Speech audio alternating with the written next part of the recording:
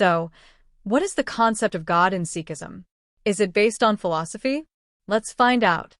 It is a great debate between a Muslim and a Sikh. Hey everyone, this is Cleophie again, your host at the Cleophie podcast. Let's listen to the deep dive on this topic today. Please like and subscribe to this channel, as I know you all like it and want to tune in every day. That's the reason that we try to bring a deep dive on a daily basis. Hey Jack and Wilson, what do you like to share with us today? Welcome to the deep dive. We're taking you today somewhere pretty unique. Speaker's Corner in London. You know, that famous spot where ideas just clash and spark right out on the pavement. Absolutely vibrant. And we've got our hands on this really compelling bit of audio from a YouTube video. It's called Is It God or Guru? Ali and Sikh Debate Speaker's Corner. It's a Muslim, Ali, and a Sikh, Tanvir, just talking, unscripted, raw. And it really opens up these huge questions about faith, God, guidance, ultimate reality even. Our mission today, to dive into that conversation, not just listen, but really pull out the key insights for you. What can we learn from this? Yeah, and these kinds of spontaneous exchanges are gold, aren't they? They cut through a lot of the formal stuff. You get to hear how people actually articulate their beliefs, especially when you have traditions like Sikhism, which is Dharmic, and Islam, which is Abrahamic, talking directly. We'll be looking for where they connect, sure, but also those really critical differences. It helps clarify things, I think. Hashtag the nature and names of God. Okay, so let's start right at the beginning of their chat. The most immediate thing, maybe surprising to some, is they both agree. One God. Both Tanvir, the Sikh guy, and Ali, the Muslim guy, they're absolutely clear on that. Exactly. It's a powerful starting point, this shared monotheism. It sets the stage, even though, as we'll see, their paths diverge pretty quickly after that. But that foundation is there. Right. So from one God, the conversation moves to names. What do we call God? And here's where it gets really interesting. Tanvir explains the Sikh perspective. He says their scripture has a lot of names. He specifically mentions 99 names that we know of, but also many more. He even points out that some Sikh verses use the name Allah. And his key point there is crucial. Using different names doesn't change God. That's the Sikh view. Names come from attributes. He gives the example is, meaning to love in Hindi. So God is love. It's just this kind of very accommodating understanding, different words pointing to the same thing. I apologize for interrupting the deep dive. Are you or someone you know struggling to land a job? Check out the ATS Resume Optimizer. I created this tool myself, and for just $5 a month, you get unlimited tailored resumes, mock interview prep, and a resume health score to boost your chances. Transform your job search today. Link in the description. Let's get back to the deep dive. Understanding, different words pointing to the same thing. Ali, the Muslim participant, he agrees on one level. He says names should glorify him, not belittle God. Makes sense. But then there's this extra layer, doing justice to that name. What does that mean exactly? Yes. This is where the theology gets deeper. Tanvir clarifies, you can use many names, but you cannot say Tanvir is God. You can't just apply any name. And Ali really runs with this. He makes a critical Islamic point. Muslims wouldn't call God Jesus. Why? Because for them, that name specifically implies equating a man to be God. And Islam is absolutely firm. God is unique. Nothing like him. He did not beget. He's not begotten. You know, the phrasing. He was not born. He does not die. He's eternal. So this whole name discussion, it really throws these deep theological differences into sharp relief, especially about God's absolute uniqueness in Islam. You really feel the way they put on these words. Okay, so if God is unique and eternal, what about the idea of God appearing as human, incarnation? That comes up next. Tanvir offers a really nuanced Sikh view here. He says, a man cannot be God, right? But God can take the form of a man. That's not quite saying God becomes flesh and blood, is it? Exactly. It's a subtle but vital distinction he's making. He explains it more like God can allow a person to perceive him as a man. Like God can change reality for the person, for their spiritual understanding. But and he's very clear on this. God cannot become a man. Whole of God become a man like me and you like flesh. Because, as he says, then God will die as well. That's not possible. God's essence remains transcendent, eternal. And Ali, from the Muslim side? A clear negation. For Ali, God becoming a man, actual flesh, absolutely not. It reinforces that core Islamic principle of tawhid, God's absolute oneness and transcendence, utterly separate from creation in that sense. Okay, so we've got God's nature, the names, the idea of incarnation. Huge topics. But how do people connect? This brings us to spiritual guides. gurus, prophets. And this is where, wow, the differences really come alive in their conversation. Let's start with Sikhism. The gurus are central. Absolutely central. Tanvir explains that the official name for God in Sikhism is actually Guru, often pronounced Waheguru. It means wonderful enlightener or wonderful teacher.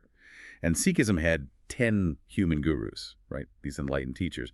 But then, crucially, the 11th guru is our scripture, the Guru Granth Sahib. It's called the Eternal Guru. An eternal guru, that's a book. That's quite a concept. It is. And Tanvir links this directly to why they needed to put a stop to the line of human gurus. He mentions preventing fake gurus. It was, a practical way to preserve the message and authority, given the context. Interesting. And that idea of putting a stop, a finality, that resonates with Ali's point about Islam too, doesn't it? It does, in a way. Ali strongly emphasizes that Prophet Muhammad is the final messenger.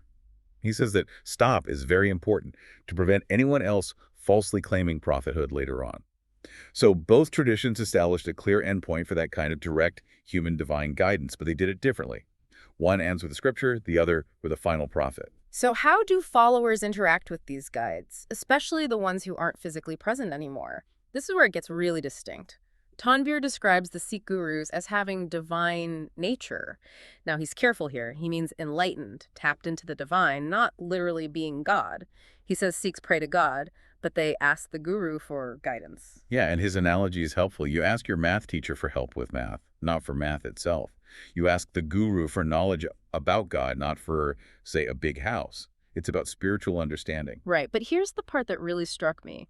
Tanvir believes the gurus, even though they've passed on, they can still help.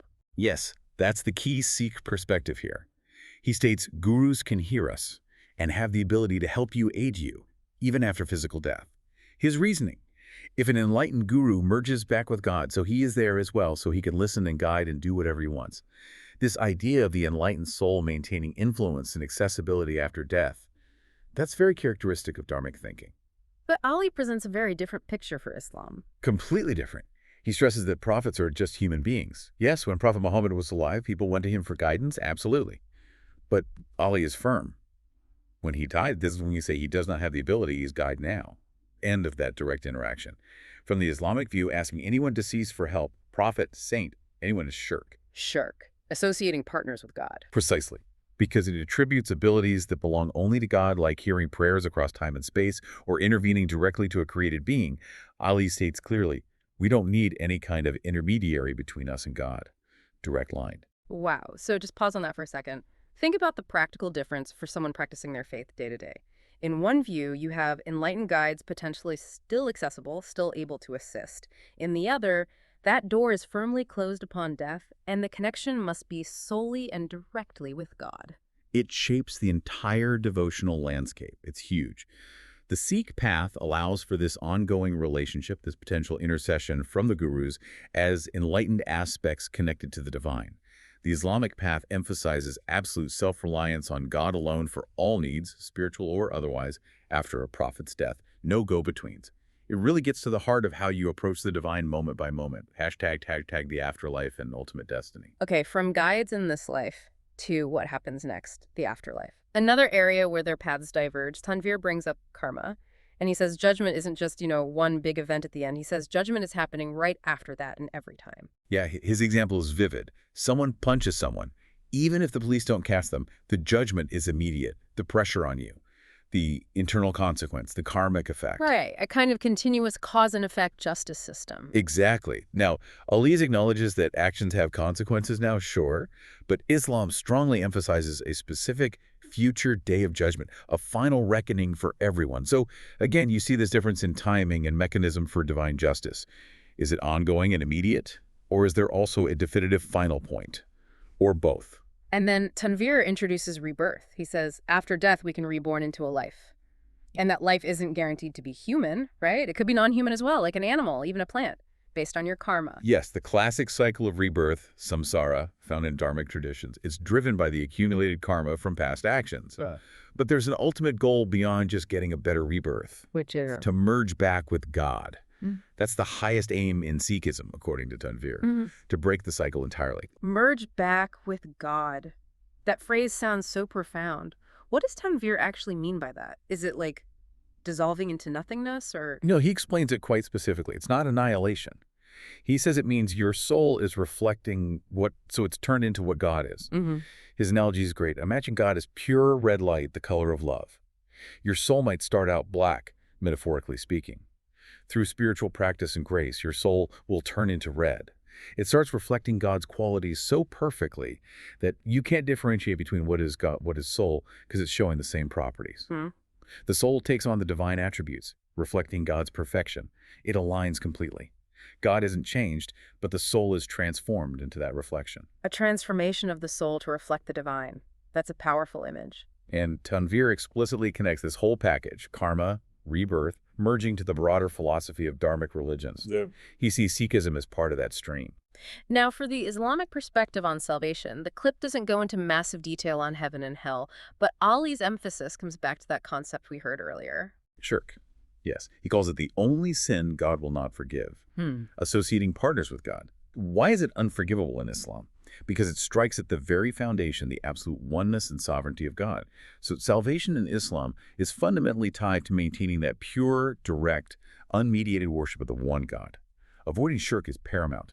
It highlights a very different pathway compared to the Sikh focus on overcoming karma and achieving that reflective merging. Listening back to that exchange, you really feel the intensity, don't you? Mm. These aren't just abstract ideas, they're lived realities for these individuals. We've seen them start together, one God, sacred texts are important, but then, wow, such different paths emerge regarding who God is, how we connect, the role of guides after death, judgment, rebirth, the ultimate goal. It hammers home that point about the underlying frameworks.